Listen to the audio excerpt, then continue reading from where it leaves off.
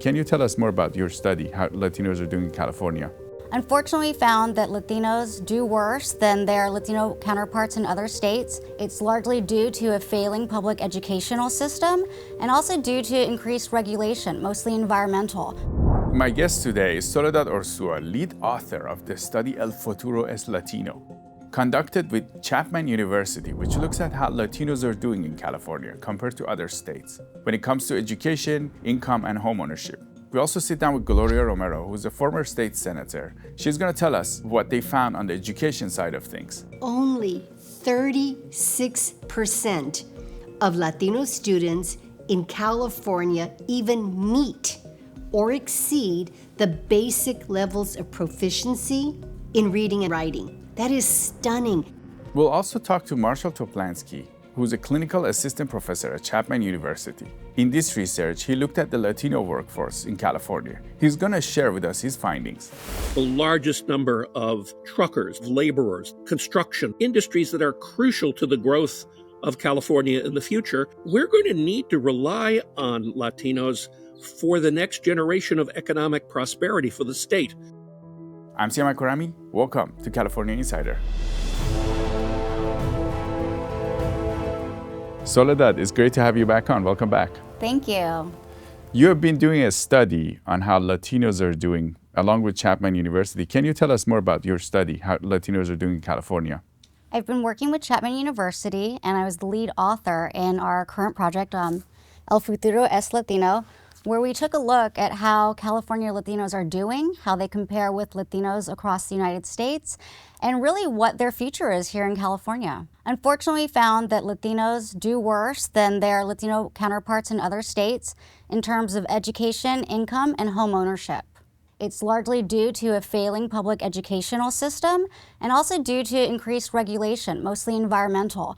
The environmental regulation is one that has decreased job opportunities while also increasing the values of homes, making home ownership largely unattainable for most Latinos today.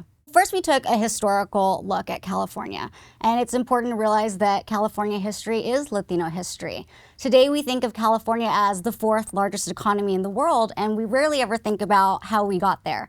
And so what we see is that World War II, the 1940s, was just an era of tremendous boom and opportunity in California. And we see that in California, all of the defense contractors were here, aerospace, manufacturing, and Latinos played a very pivotal role. They literally transitioned from field work to all of a sudden working in factories. I highlight some of my own family members who grew up picking cotton in the San Joaquin Valley and transitioned to factory work. This is my tia Anita, and this is my grandmother, Maria Luisa. So they grew up as little girls picking cotton, and eventually they transitioned to factory work. My tia Anita eventually started working for Lockheed Martin. She was soldering computer chips. Wow. So what we see is that the 40s, the 60s is just tremendous upward mobility for Latinos. All of my family members were homeowners in Pomona, where they had many of these industrial contracts there. And so we see it's potential, there's so much growth, but then unfortunately, the 1960s and 1970s also coincide with California's environmental movement. We see CEQA. Both CEQA and CARB are formed in the late 60s, early 1970s. And these are really the drivers of all environmental regulation that is used today. And eventually, by the 1990s, California becomes the leader in growth control. So at that point, we see that the manufacturing jobs in California are largely gone. And when we look towards today, we see that many of these paths towards upward mobilities among Latinos, they're not there anymore. And so sadly, Latinos are facing a very tough decision. Their future is largely at risk in California. And did you guys find a correlation between manufacturing jobs? Was the manufacturing jobs a pathway for Latinos to go upward? Definitely. When you think about Los Angeles and even all of California, they became leaders in manufacturing in the 1970s. And so manufacturing is a very upwardly mobile job, especially for minorities such as Latinos, where we see them, starting on entry-level jobs, eventually going into management and then starting their own companies. So this was just a tremendous era of opportunity for Latinos in California. So essentially people starting with like manual labor work, and then they get good at that. And Latinos and hardworking people are reliable, so they come, they do the work, and then they learn, and then they go up And Latinos were basically the industrial workforce that was needed to sustain California's boom. So you mentioned Sequoia and CARB. Back in the day, there's pictures of LA being like, you couldn't see the mountains. And these organizations, these regulations had some good impact, right? What are your Definitely, thoughts on that? everybody wants a clean environment. That's what is necessary. But what we see today, California has goals to reach net neutrality, zero carbon emissions. And so that is something that will directly impact Latinos.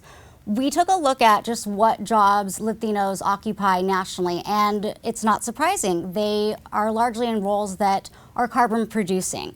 Those are construction, logistics, oil and gas. These are heavy carbon economy type jobs. And when we look at what's happening in California, we see again that Latinos are essentially overrepresented in these jobs. So in California, Latinos are the carbon economy. And these are the jobs that are most at risk of being phased out in order for California to reach some of its net neutral goals. And are they getting phased out from what you guys studied, or is it when we hit the threshold when we're zero emission economy? We are still on path for basically net zero by 2035. We took a look at some of the jobs that are really at risk, and we found that trucking was a really big one. When you look at how California compares to the rest of the nation, California has the largest number of Latinos in trucking. It's over 50%. So when you look at what CARB has done is, I believe beginning in 2035, all trucks in ports will be required to have an electric battery. So they're very expensive. They cost about $400,000. They're very heavy.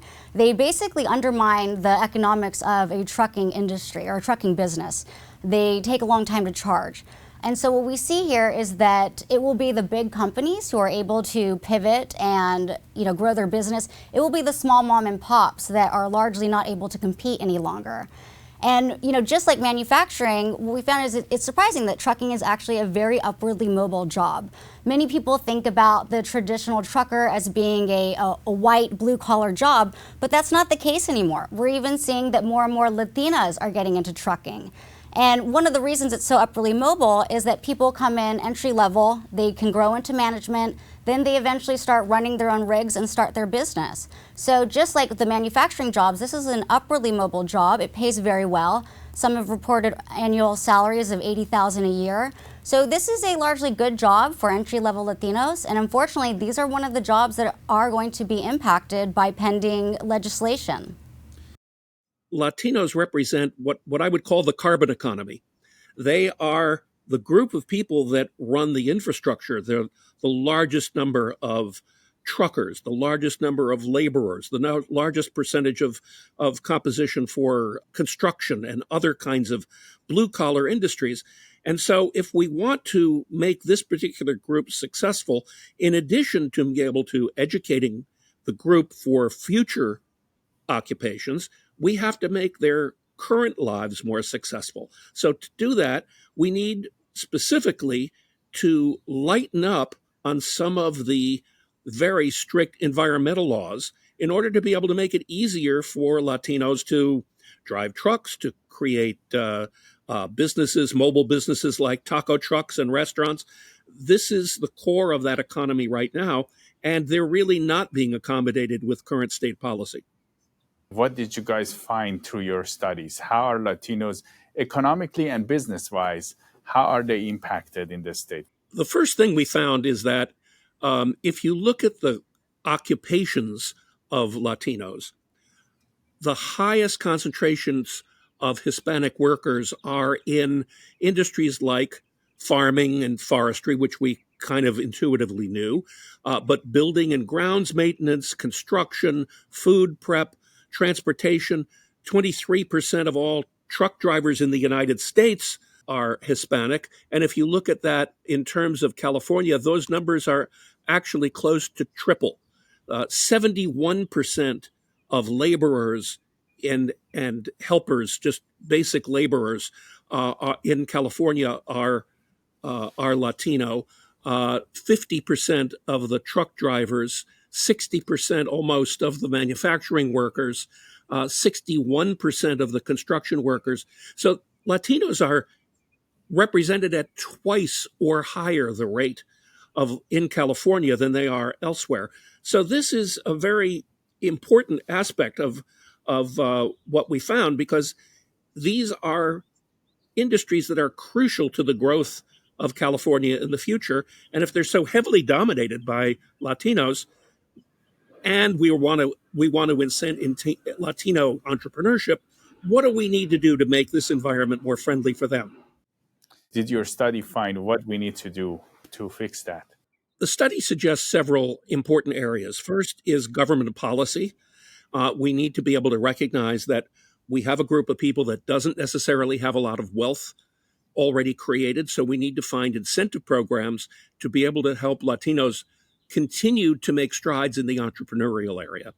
We need to lighten up on environmental regulations to allow Latinos to be able to get in to restaurants, to taco trucks, to driving their own trucks that service the economy, and not have to go to the tremendous expense of investing in electric trucks and things like that until they're successfully implanted and up and running in the existing economy.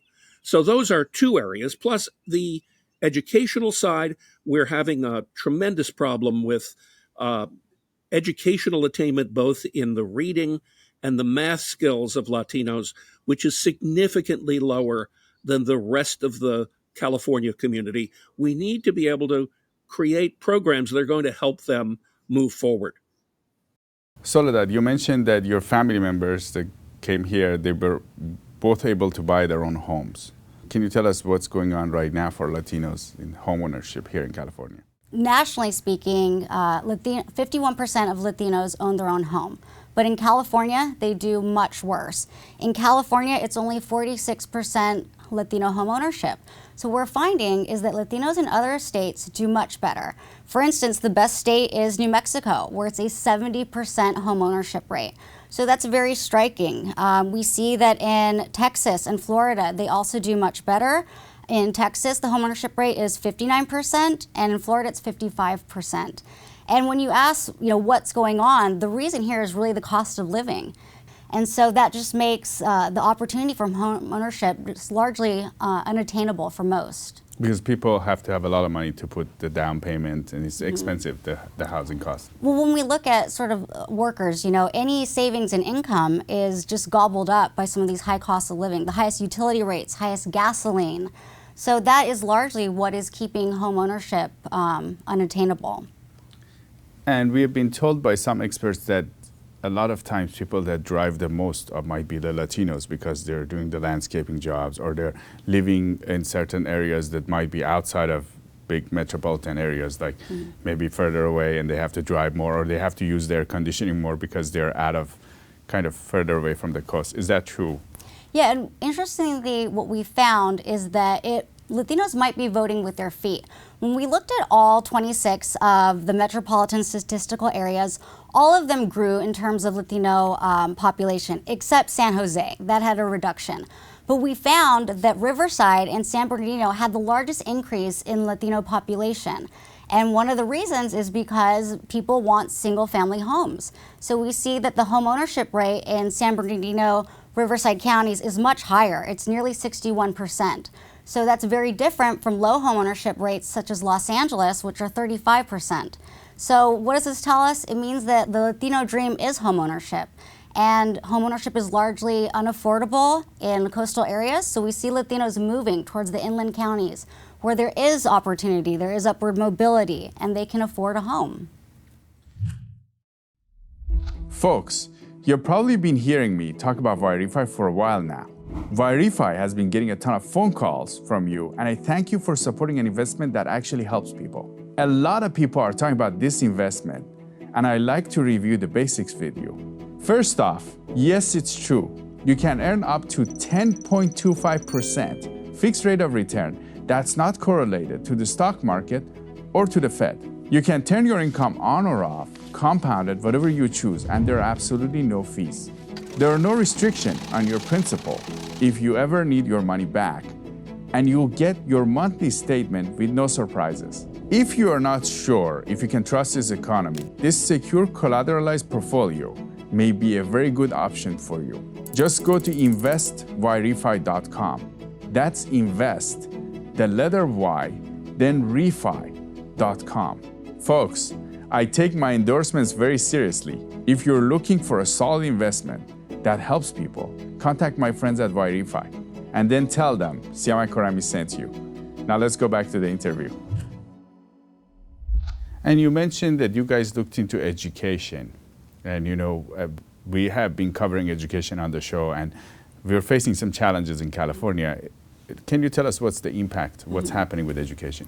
Well, when you think about upward mobility, getting a good education is, what sounds like the obvious choice. But when we looked at California, it was really sad to just see systemic failure across the map. We actually created a heat map, a map of distress of failing schools. And what you see in our report is that it's just across the board. So unfortunately for Latinos, public education is not a way for upward mobility anymore. We're going to sit down with Gloria to talk about education and get her insights on this. Can you tell us what's going on? Well, thank you. And I just so happen to have a copy of the report here. This is being done by Chapman University, and I'm very honored that they invited me to write the piece on education and the Latino community. And so what is happening basically is, to some extent, the same old, same old. It is another report basically showing that in California, we are still shortchanging Latino students when it comes to education. So I'm not surprised by the outcome. The question is, again, what do we do with the report? And that, to me, is where the next steps will be, and I'm happy to be participating in this. Unlike many reports, you just write a report, you send it out, it sits on a bookshelf somewhere, somebody says, I read the report, okay, fine, and then in 10 or 20 years, you come back and you read another report that says the same thing.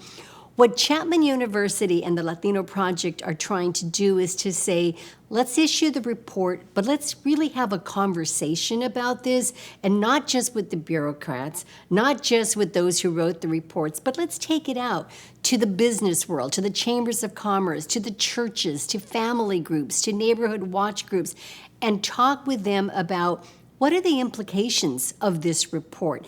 And that phase of the report, beyond the writing, to me is what's very interesting. So I'm honored to be a part of this. Do you think Latinos really know that this is the situation compared to the past? Were you surprised by the results of this report? I'm not surprised by the results, because when I was the chair of the Education Committee in the California State Senate, and for years, and having started independent charter schools, I have done so because I know not only that Latino students are being shortchanged, but in reality, every California student is being shortchanged by the public education system that California now offers. So I myself am not surprised, and that's why I have been for years now been ringing the bell and talking about education and ways that we can, if we can ever overcome the political obstacles, to bring about true parental school choice in California and make changes. So with respect to Latinos, do Latinos know about this? To some extent, I think that many parents are waking up. We saw certainly during the pandemic, and this was an unintended outcome, where many parents, because of Zoom, right, and having to watch education online when the schools were ordered closed, parents started talking to each other, then banding with others, began to take a look at an understanding. And in the meantime, with all this money that we're paying into education, my kid still can't really read well, my kid is not writing well, my kid is not computing well. What does it all mean? So we began to see a rise of a homeschooling movement, sort of a mass movement out of the public, the traditional public education systems, and choosing charter schools or magnet schools or whatever else they might choose. So it's kind of exciting there. So in that sense, to go back to your question, I think while many parents may not have the specifics of what the percentages are and what it means, a lot of them have sort of this understanding that all is not well in Denmark. There's something wrong in the education system, and my student is a manifestation of that. So parents are knowing, are waking up, and the statistics, not only in this report, but really I could look at this report to the reports from 30 or 40 years ago, are saying the same things. We have a massive failure in the way we do public education here in California. This is something that, from what we're gathering, a lot of people want improved, because every time there is a ballot measure or anything has to do with giving money to schools, Californians always vote for it. What are your thoughts on that? Well, I think people vote for it largely because they can identify with it. You know, most parents will find and know what their local public school is. Most parents will know who their teacher is of their child. They may not know who their mayor is, their city council member, their supervisor, their senator. They probably know who the president is, the vice president. They don't know after that, they don't know who the rest of them are. A teacher you meet on a daily basis. So there's a lot of affinity towards a teacher. You know, teachers basically, like firefighters, are considered to be, the good guys. You know them, they know your name. And I believe that most people believe teachers are trying to do the right thing. So I think most teachers want to make a difference in a kid's life. It's not about the teachers when I make a critique of education.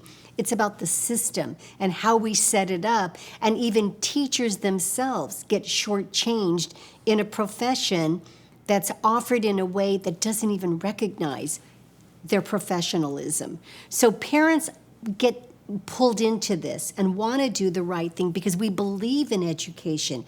You know, that line that education is the key to the American dream, I believe that most parents believe that. They want to see their kids do better than what they themselves have had an opportunity to have and to succeed. Is there a difference, the education opportunity from where you were growing up compared to now? I have actually different thoughts on it. On one hand, I graduated in the 70s, from high school. At that time, my high school teacher told me, literally, that college was not for me. I had to argue with my high school counselor to even get an application to go to college, to apply to a college. I had no idea even what is college, except that I knew that this was something out there. So have times changed? Absolutely. I mean, today there's a lot of discussion about education, about college going. There's very different encouragement. There are workshops to support. That's all good and great. On the other hand, if I look at the statistics of performance, we still find today, for example, looking at Latino students, we find today, and this was just the most recent data based on testing outcomes in the state of California. When it comes to reading, writing, basically we find that only 36% of Latino students in California even meet or exceed the basic levels of proficiency in reading and writing. 36%. That is stunning. And it's even worse when we look at mathematics. In mathematics for Latino students, as of the most recent test, it's only 23%. So what does that mean? It basically means that some 80% of Latino students forget about becoming an astronaut, a doctor, a physician. You can't do basic math. When it comes to reading or writing, how do you become the teacher that we all love when you can't pass basic reading? And this, from my own background, was what largely inspired me to ultimately run for the state legislature, because by that time, I was a college professor. I taught at Cal State LA.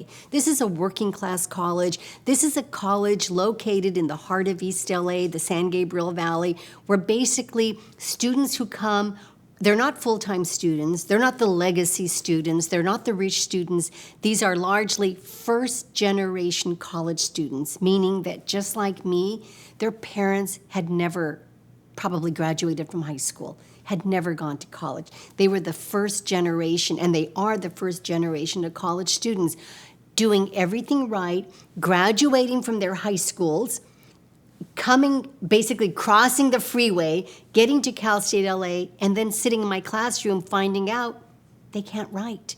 So it was very interesting to me to begin to see that price that we pay in the elementary and middle schools and high schools, the failure, the shortchanging of Latino students, it crosses over when you get to college because you bring the same lack of skills. So how do we go forward from there? How do we progress?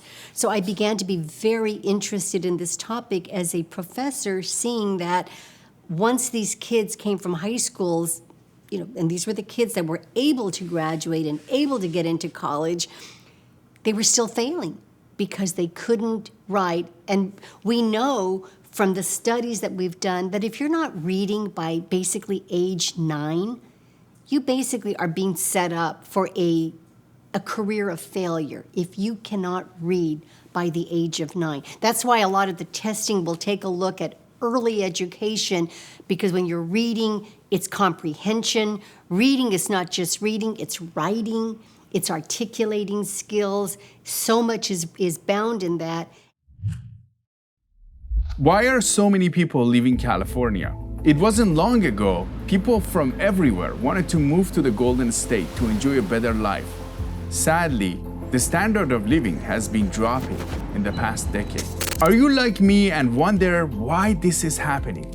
I'm Siyamak, host of California Insider. In our film, Leaving California, The Untold Story, I take you an intimate journey of love, loss, tragedy, and hope as residents face the prospect of leaving their beloved state.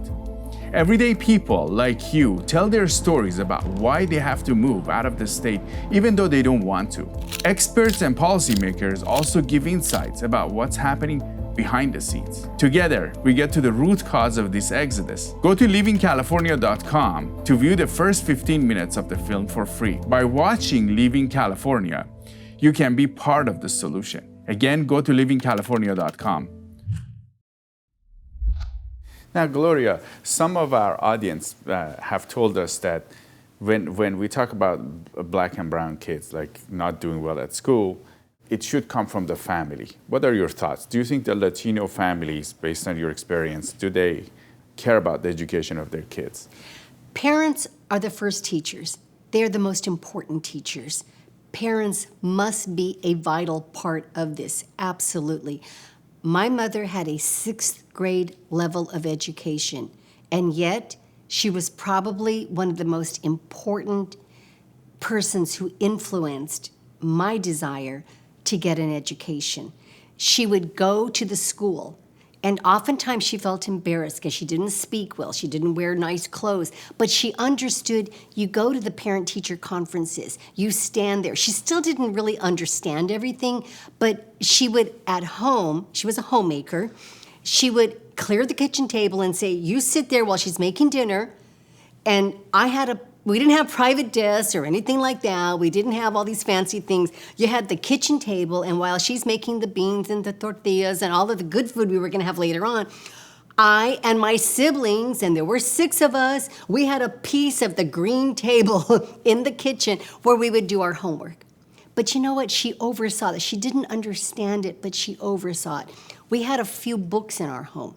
One of them was the Bible. One of them was Little Women. One of them was, again, to the tales of the Hopi Indians of New Mexico. I remember some of the books we had in the home, and I would read these over and over, and then my mother would take us to the library because my father would say he didn't like us to buy books because you can't eat books, and money was scarce. But there was a library. That's why to this day, I don't care what we vote for, but every time I see a bond measure for libraries, I will always support that, because that truly is, to me, the best school. And so when I go back and I look at it, the families, I think absolutely. And I was fortunate to have mother and father at home. My father worked. They valued, making sure that we honored our country, that we respected the law, that we respected our family, you respect your teachers, and they would save time for us. My father worked graveyard. He would come home at 11 o'clock at night, and sometimes we were still working, doing homework. He would always, after hours of working in the high desert, Barstow, California, where it gets hot, after a long hour, he would come back, his lunch pail, his overalls, grease from working underneath the trains. He never turned us away when we were doing homework, and he would say, "Tell me what you're doing." And so that's what we need. And I was so fortunate to have a mother and father in my home. Many kids do not have mothers and fathers, but we have a mother, a father, a tia, a grandmother, somebody who can function. We need that. We need to have the parents. And so, yes, too many families will say, "I don't have time," or there can be dysfunctional families. But overall, I do believe, from what I've seen, that most parents genuinely care.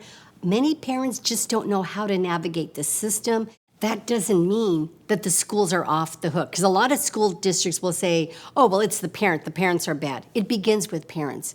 But then we trust the district to say then, "Okay, we are sending our kids to you for the instruction, for the guidance, for the resources, for the curriculum, the education that we are paying for." Because I don't expect parents to say, "I'm going to walk you through, world history or calculus or whatever we're studying at the time." But parents are the foundation. And so it begins there.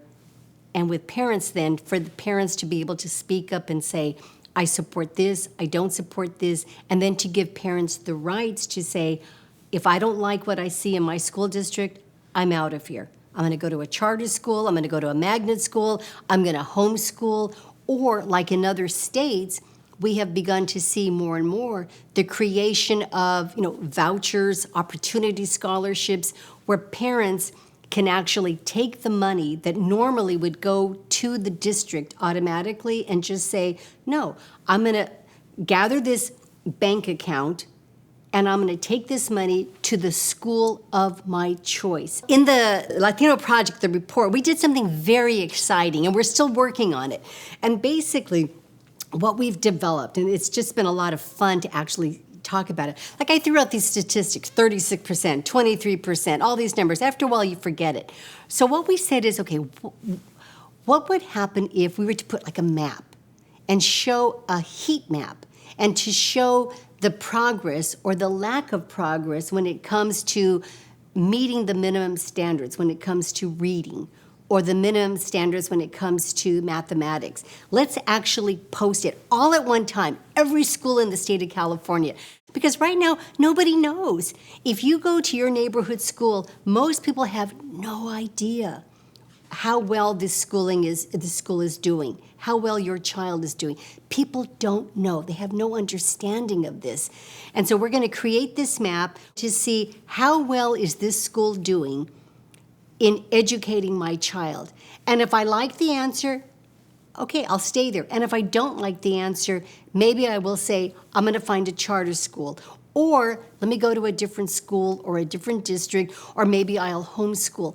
But we have to get this information into the hands of parents. And that's why with this Latino project, this is one of the areas that I'm most excited about, because I don't want people just to hear me talk about and give numbers. I want them to actually see it and to say, "Oh my God, here's my school, basically 20% proficient in math, but if I go 2 miles, this school might have maybe 40%, which still isn't great, but it's a lot better than 20%. And once you start seeing it, it's a different discussion. And with this Latino project that we're doing and wanting to go out, that's part of what we want to do. And it's based on experiences I've had where I've talked to parents about this. They kind of have a general feeling, I know my kid's not doing that well, but when they see what is happening, it's a whole different reality. And I want people to realize that. Soledad, since you guys actually looked into this and you found there's a gap between what Latinos were doing before, how they were doing in California, and how they're doing now, or the future prospects for them, did you guys come up with any potential solutions? Well, one thing we've noticed is that despite increased voter turnout, Latinos are still not participating enough. Even in the last election in 2020, there were nearly 4 million eligible voting-age Latinos who did not vote. And so this is a serious problem. Latinos must start paying attention to what's happening. They must vote in their own economic interest, because what this report suggests is that Latino elected officials are not actually advancing a policy that promotes upward mobility among Latinos.